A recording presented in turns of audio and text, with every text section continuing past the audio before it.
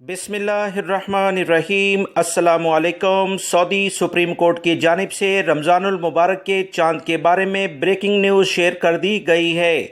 दोस्तों, तफसीलात मैं आप तमाम भाइयों से शेयर करता हूं। वीडियो लाइक जल्दी से कर दें और इसे अपने दोस्तों से भी ज़्यादा से ज़्यादा शेयर कीजिएगा। सऊदी सुप्रीम कोर्ट की जानिब से एलामिया जारी कर दिया गया है कि सऊदी अरब में 11 अप्रैल को मुख्तलिफ इलाकों में चांद देखने के लिए जो कमेटियाँ कायम की गई थी, किसी जगह से रमज़ानुल मुबारक के चांद देखने की इतलात मौसूल नहीं हुई। किसी जगह से भी किसी शख्स ने शहादत नहीं दी कि चांद इन्हें नज़र आया है।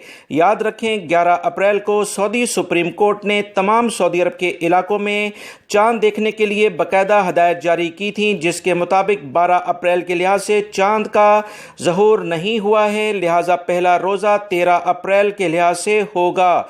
सऊदी सुप्रीम कोर्ट की जानिब से मजीद कहा गया है कि सऊदी अरब में रहने वाले तमाम सऊदी शहरी और गैर मुल्की मुसलमान रमज़ानुल मुबारक का आगाज़ 13 अप्रैल के लिहाज से करें। एहतियाती तदाबीर के लिहाज से इस लेवल पर भी इक़दामात हो सकते हैं, वो इख्तियार किए जाएं ताकि मुक़द्दस महीने में नमाज जो मस्जिद में हम अदा कर रहे हैं ये कंटिन्यूसली चलती रहें। वीडियो लाइक करके शेयर भी कीजिएगा और इस मुक़द्दस महीने में अपनी दुआओं में ख़ुसूसी तौर पर मुझे भी याद रखिएगा। अस्सलामु अलैकुम।